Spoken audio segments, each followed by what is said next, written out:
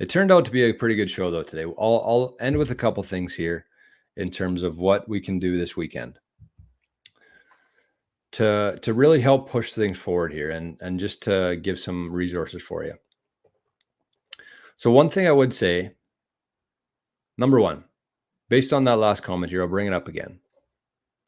But number one, in terms of learning these different things, in terms of figuring out your way around Bitcoin, Lightning, Nostr, Zap.stream, the one thing that you can do, and one thing I would recommend doing, is just take like $50. Take $50, put it into Bull Bitcoin, send it to your Lightning wallet, and just play around with that. Consider that an investment for your Lightning Bitcoin education. Just play around with that. You can spend it all. Zap people on Nostr, on Zap.stream. Figure out how to use Lightning effectively and efficiently, and just consider that an investment in Bitcoin. $50. Put it in Lightning, do some cool shit. And with Nostr, the cool thing about that is that you can set up a Nostr account, you connect it to that Lightning wallet, and you can just send some zaps. And I think that that is the best way to start building a network on Nostr. That's how you get people's attention on Nostr, is send a zap. So consider that an investment in your learning and in your network aspect of it. Kieran just sent 1,000 sats on Zap.stream. Thank you, my friend. I appreciate that more than you know. The second thing I would do, check out the Bob Burnett interview on, maybe we'll have a better conversation about it next week, but even if we don't, I think you can get a lot of information from that interview. So it's Bob Burnett, Preston Pish. Check that out if you have some time this weekend. They talk about the mining industry. They talk about block space. They talk about transaction fees. And it's pretty cool to hear a guy like Bob talk, because he's been around the industry for so long. He went through the internet phase, the early internet phase, the dot-com bubble, financial crash, and he's here today. And so those are the guys you need to pay attention to, because they've lived through this stuff already. Bitcoin is no different than the internet. The only difference between Bitcoin and the internet is that you can actually own a piece of Bitcoin. With the internet, you could buy a website and you could sell that later for a little bit more money. But with Bitcoin, you can actually hold a piece of that whole protocol. That's going to change the entire world, the way we do everything in the world. And you can own a piece of that today. So that's number two. And also check out, I was looking at Bitcoin news today, and there was a tweet from Upstream Data on there. Check out on Twitter. Don't get into any arguments on there, but check out Upstream Data. They're a Canadian Bitcoin mining company, or they build mining equipment. They build like hashing huts.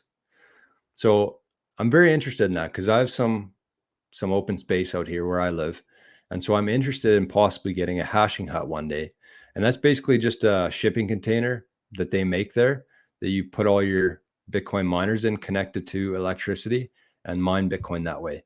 So they're doing some really cool things here in Canada, but he just does a different bunch of different discussions, features, videos, walks you through their facility there, talks about what they do. And so if you have some time and you're bored, check out Upstream Data on Twitter. Upstream Data. Kieran says that's like 1,000 Canadian pesos. We're not too far off from that, Kieran, honestly. I think that the SAT dollar parity will happen much faster in Canada than it does for the US. We're not quite there yet, but as we talked about at the start of the show, it's going to get pretty nasty here in Canada. So the best thing we can be doing is opting out of that vampire corrupt system and spending our time here.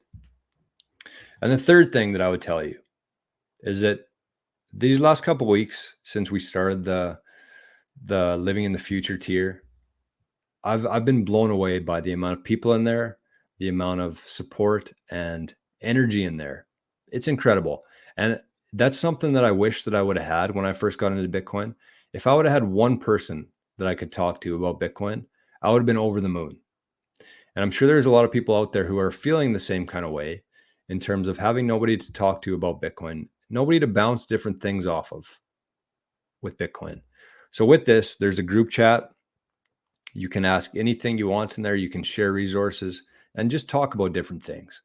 I would have killed to have that when I first got into Bitcoin, and even a couple months ago. And that's the whole reason I set this thing up.